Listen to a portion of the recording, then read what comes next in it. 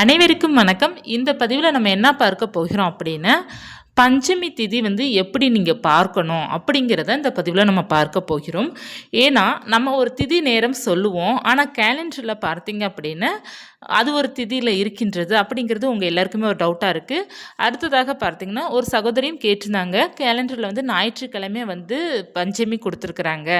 அவங்களுடைய அந்த டவுட்டை நான் கிளியர் பண்ணணும்னு நினைக்கிறேன். ஏன்னா இதே மாதிரி நிறைய பேருக்குமே இந்த டவுட்டு இருக்கும். ஏன்னா நான் பல முறை பார்த்தீங்கன்னா பஞ்சமி திதி எப்படி பார்க்கணும்னு நான் சொல்லியிருந்தாலும் நிறைய பேருக்கு அது குழப்பமாகவே இருக்குது. ஏன்னா நம்ம டயத்தையே நம்ம பார்க்கணும். நம்ம திதி வழிபாடு விதியை வெல்லும் அப்படிங்கிறது சொல்லுவாங்க. நம்ம திதிக்குள்ளார வழிபாடு செய்வது தான் 100% நமக்கு நல்ல பலன்களே கொடுக்கும். அதனால் அந்த திதி நேரத்தை நீங்கள் பார்த்துக்கோங்க. இப்போ திதி பக்கத்தில் நமக்கு போட்டிருப்பாங்க, கேலண்டரில் பக்கத்துலேயே நமக்கு நேரத்தையும் கொடுத்துருப்பாங்க. அதையும் மென்ஷன் பண்ணி தான் இருக்கும். அதை பார்த்து நீங்கள் பாருங்கள். அதை எப்படி நான் பார்க்கணும் அப்படிங்கிறது சொல்கிறேன். இப்போ பஞ்சமி திதி மாதத்தில் 2 முறை வரும். ஒன்று வளர்பிறை பஞ்சமி, இன்னொன்று தேய்பிறை பஞ்சமி. அமாவாசைக்கு அடுத்து வருவது வளர்பிறை பஞ்சமி, தேய்பிறைக்கு அடுத்து வருவது தேய்பிறை பஞ்சமி. நம்ம எப்படி கணக்கு பண்ணணும் அப்படின்னா, நமக்கு பஞ்சமி திதி 5வது திதி. வராகி அன்னை சப்த கன்னியர்களில் 5வது தெய்வம் தான் வராகியம்மன். அதனால் நமக்கு 5 அப்படிங்கிறத நீங்கள் எப்போதுமே ஞாபகத்தில் வச்சுக்கோங்க. அமாவாசைக்கு அடுத்த திதியில் 5வது திதி பஞ்சமி திதி வரும். அதில் பார்த்தீங்கன்னா எப்படி நீங்கள் கண்டுபிடிக்கணும் அப்படின்னா, உங்களுக்கு கொஞ்சம் குழப்பமாக இருக்குது அப்படின்னா, திருதியே திதி அப்படிங்கிறது பாருங்கள். திருதியே அப்படிங்கிறது 3வது திதி. 3 அப்படிங்கிறது 3, அது உங்கள் எல்லாருக்குமே தெரியும் பார்த்தீங்களா. அதற்கு அடுத்து சதுர்த்தி பார்த்தீங்கன்னா 4வது, பஞ்சமி 5வது. இதை நீங்கள் ஞாபகமாக வச்சுக்கோங்க. இந்த 2 திதி மட்டும் நீங்கள் கரெக்டாக ஞாபகம் வச்சுக்கிட்டாலே உங்களுக்கு ஈஸியாக இருக்கும். அது நான் கேலண்டரில் வச்சு உங்களுக்கு நான் காமிக்கிறேன். இப்போ திருதியே திதி பார்த்தீங்கன்னா தை 3ஆம் தேதி இருக்கின்றது. திருதியே அப்படிங்கிறது 3ஆம் திதி. அதாவது நமக்கு அமாவாசைக்கு அடுத்து பிரதமே வரும், அடுத்து துவிதியே வரும், அதுக்கடுத்து திருதியே, அதற்கப்புறம் சதுர்த்தி, அதற்கப்புறம் பஞ்சமி. இப்படி தான் நீங்கள் கணக்கு பண்ணணும். உங்களுக்கு கொஞ்சம் குழப்பமாக இருக்கும் அப்படின்னா திருதியை மட்டும் நீங்கள் கணக்கு பண்ணிக்கோங்க. ஏன்னா அதுதான் 3வது திதி. அதற்கப்புறம் சதுர்த்தி மட்டும் தான் நமக்கு நடுவில் இருக்கும், அதற்கப்புறம் பஞ்சமி. இப்போ தை 3ஆம் தேதி பார்த்தீங்கன்னா நமக்கு திருதியே திதி இருக்கும். 3ஆம் தேதி வியாழக்கிழமை நமக்கு திருதியே திதி. அதற்கப்புறம் பார்த்தீங்கன்னா வெள்ளிக்கிழமை நமக்கு சதுர்த்தி திதி முழுவதுமே இருக்கின்றது. அதிலே கொடுத்துருப்பாங்க நமக்கு சதுர்த்தி முழுவதும் அப்படிங்கிறது இருக்கின்றது. அதற்கப்புறம் பார்த்தீங்கன்னா சனிக்கிழமை காலை 6:58 நமக்கு பஞ்சமி திதி ஆரம்பிக்கின்றது. கேலண்டரில் பார்த்தீங்கன்னா சூரிய உதயம் கணக்கு பண்ணி தான் கேலண்டரில் போடுவாங்க. நமக்கு கேலண்டரில் நீங்கள் டயத்தையும் பார்த்து தான் நீங்கள் கண்டுபிடிக்கும். 2 நாளுமே பார்த்தீங்கன்னா சதுர்த்தின்னு கொடுத்துருக்குறாங்க. இப்போ நமக்கு 6:58க்கு மேலே சனிக்கிழமை நமக்கு பஞ்சமி திதி ஆரம்பிச்சிருது. பிறகு ஞாயிற்றுக்கிழமை காலையில் பார்த்தீங்க அப்படின்னா நமக்கு 8:37 வரை நமக்கு பஞ்சமி திதி இருக்கின்றது. ஞாயிற்றுக்கிழமை பார்த்தீங்கன்னா நமக்கு கேலண்டரில் பஞ்சமின்னு கொடுத்துருக்குறாங்க. ஆனால் டைம் பார்த்தீங்கன்னா 8:37 வரை நமக்கு பஞ்சமி திதி முடிந்து அதுக்கப்புறம் நமக்கு சஷ்டி திதி ஆரம்பிச்சிடுது. அன்றைக்கி தான் நமக்கு ஞாயிற்றுக்கிழமை சஷ்டி விரதம் இருக்கிறது, தேய்பிறை சஷ்டி. இப்படி இருக்கும்போது நீங்கள் ஞாயிற்றுக்கிழமை பஞ்சமி திதி பூஜை செய்ய முடியாது இல்லையா. ஏன்னா நீங்கள் மாலை நேரம் தேய்பிறை 6வது திதிக்கான சஷ்டி பூஜை நீங்கள் செய்கிற மாதிரி இருக்கும். அப்படி இருக்கும்போது நீங்கள் 5வது நாள் அப்படிங்கிறது கணக்குக்கு நீங்கள் சனிக்கிழமை காலை 6:58க்கு மேலே ஒரு 7 மணிக்கு மேலே நீங்கள் பூஜை பண்ணலாம். அப்படி இல்லைன்னா மாலை 6 மணிலேருந்து இரவு 9 மணி வரை நீங்கள் சனிக்கிழமை பஞ்சமி திதி பூஜை செய்யலாம். அப்படி இல்லைன்னா ஞாயிற்றுக்கிழமை காலை 8:37க்குள்ளே நீங்கள் பஞ்சமி பூஜை செய்து முடிச்சிடணும். அதற்கப்புறம் நீங்கள் சஷ்டி உங்களுக்கு 6வது திதி ஆரம்பிச்சிடும். நீங்கள் ஞாயிற்றுக்கிழமை மாலை நீங்கள் பஞ்சமி அப்படிங்கிறது நீங்கள் நினைத்தாலும் ஒன்று தவறு கிடையாது. ஆனால் நமக்கு சஷ்டி 6வது திதி, நமக்கு சஷ்டி 6வது திதி, அதோட பூஜை தான் நமக்கு போய்கிட்டு இருக்கும்.